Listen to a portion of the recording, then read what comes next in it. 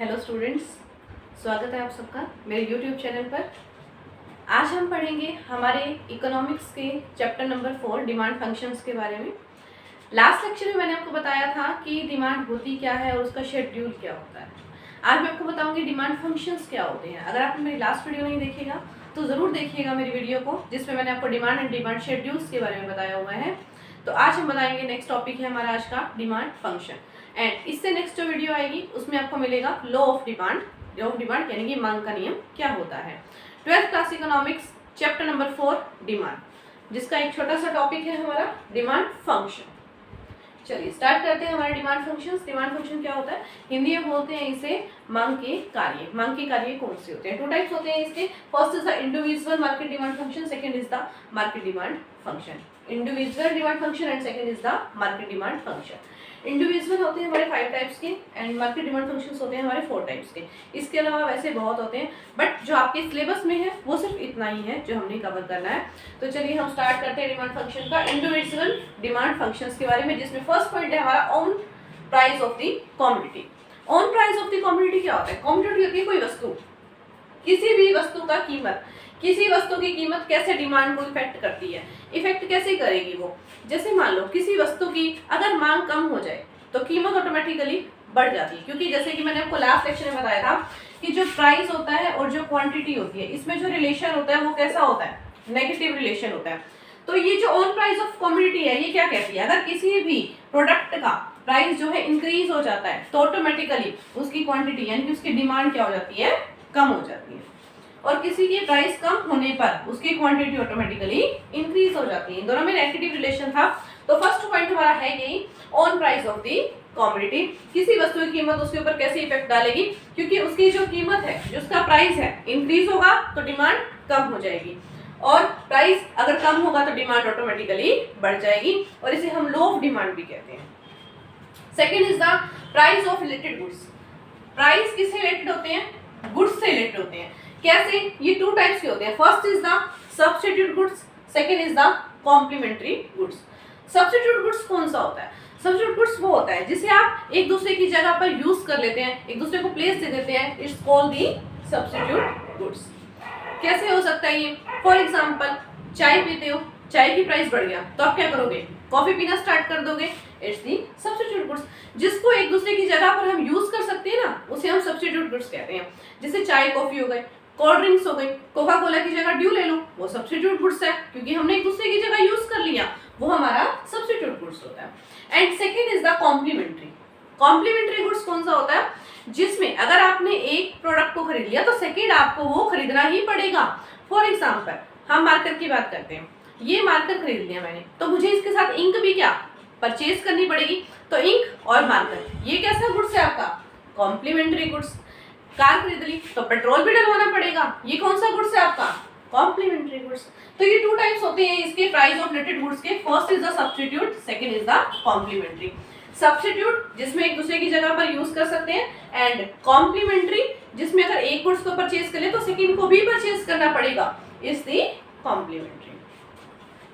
Third one is the income of the consumer. Consumer की income भी effect करती है। अगर आप कंज्यूमर हैं, आपकी इनकम बढ़ गई, इंक्रीज हो गई। अगर आपकी इनकम इंक्रीज हुई तो ऑटोमेटिकली आप प्रोडक्ट कैसा लेंगे? अच्छी क्वालिटी का परचेज करेंगे। इंफीरियर गुड्स तो नहीं लेंगे। इंफीरियर गुड्स होता है जो निम्न कोटि की वस्तु होती है, जो घटिया वस्तुएं होती हैं, उनको तो नहीं लोगे ना। तो अगर आपकी इनकम इंक्रीज होती है, कंज्यूमर की इनकम अगर इंक्रीज हो जाए तो ऑटोमेटिकली वो अच्छी क्वालिटी का प्रोडक्ट यूज करता है, ना कि इंफीरियर गुड्स को परचेज करता है। तो कंज्यूमर की इनकम भी काफी इफेक्ट करती है इस चीज के ऊपर। इनकम कम हो जाएगी तो आप इंफीरियर गुड्स लेंगे, बट अगर इनकम इंक्रीज हो गई तो आप इंफीरियर गुड्स को छोड़कर एक नॉर्मल गुड्स, अच्छा गुड्स लेंगे। And fourth is the taste and preference. Taste and preference क्या होता है? टेस्ट होता है, मान लो मेरी हैबिट है कि मुझे चाय पीनी है, चाय पीनी है, तो उसका प्राइस कुछ भी हो, मुझे तो चाय पीनी ही पीनी है। डिमांड के ऊपर कोई इफेक्ट नहीं हुआ प्राइस का। बट अगर मान लो मेरा मन नहीं है, अब मैं नहीं पीऊंगी, मुझे चाय अच्छी नहीं लगती तो मैं उसको नहीं परचेज करूंगी। तो देखो मांग ऑटोमेटिकली क्या हो रही है? डिमांड पे क्या इफेक्ट पड़ रहा है? मेरे ऊपर डिपेंड है ना। मेरा टेस्ट है चाय पीनी है तो डिमांड बढ़ गई, मेरा मन है मुझे चाय नहीं पीनी, डिमांड कम हो गई। तो मेरे टेस्ट को एंड प्रेफरेंस को, प्रेफरेंस मतलब आप किसी चीज को प्रेफरेंस देते हैं कि हाँ आपको आईफोन ही चाहिए, आपने प्रेफरेंस दे दी, चाहे उसकी इनकम कुछ भी हो, कोई डिपेंड नहीं करता, तो उसके ऊपर क्या होगा, प्रेफरेंस है, आपको अच्छा नहीं लगता तो ऑटोमेटिकली डिमांड क्या होगी, कम हो जाएगी। Fifth is the expectation.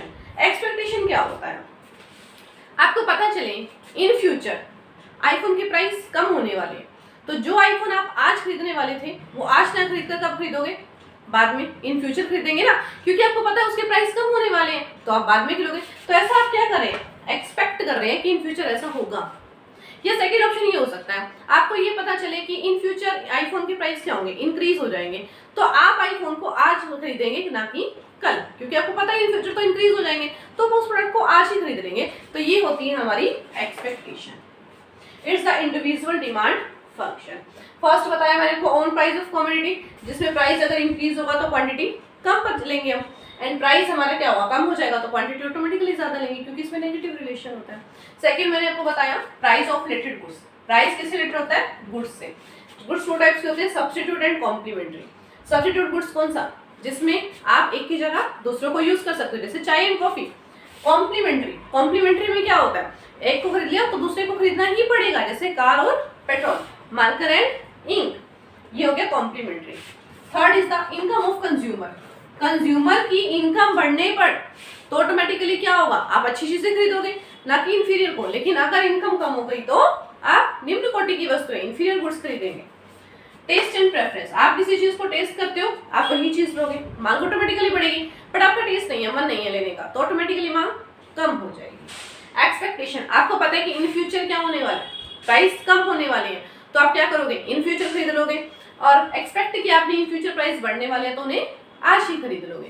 तो ये थे हमारे इंडिविजुअल के। अब हम पढ़ते हैं मार्केट डिमांड फंक्शंस के बारे में। मार्केट डिमांड फंक्शंस क्या होता है, first is the population. Population कैसे मार्केट के ऊपर डिपेंड करेगी, अब पॉपुलेशन इंक्रीज हो गई, मान लो हमारे पॉपुलेशन में बच्चे ज्यादा हो गए, तो बच्चे क्या खरीदते हैं, टॉयज, टॉयज की डिमांड ऑटोमेटिकली इंक्रीज हो जाएगी। तो ये होता है पॉपुलेशन का, जो डिमांड के ऊपर इफेक्ट करता है।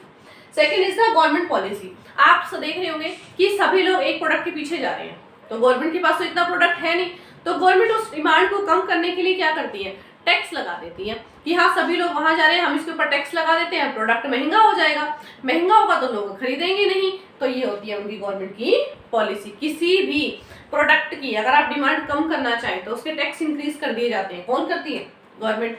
बट अगर कोई प्रोडक्ट ऐसा है जिसकी डिमांड कम आ रही है, तो गवर्नमेंट क्या करेगी, उसके बदले सब्सिडीज दे देगी, कुछ ना कुछ एक्स्ट्रा दे देगी, तो लोग उस प्रोडक्ट की तरफ जाएंगे, तो डिमांड बढ़ जाएगी। It's the government policy. Third is the climate and season. Climate होती है जलवायु और सीजन होता है मौसम। क्लाइमेट एंड सीजन क्या करेगा, जलवायु और मौसम में कैसे होगा, ठंड हो गई, अब लोग क्या खरीदेंगे, ऊनी वस्त्र खरीदेंगे, ऊन वाले खरीदेंगे ना, गर्मी हो गई कॉटन की खरीदेंगे, बारिश आ गई छाता ले लेंगे। तो यही चीजें क्या होती हैं, क्लाइमेट और सीजन भी उसके ऊपर इफेक्ट करते हैं। Fourth is the distribution of income.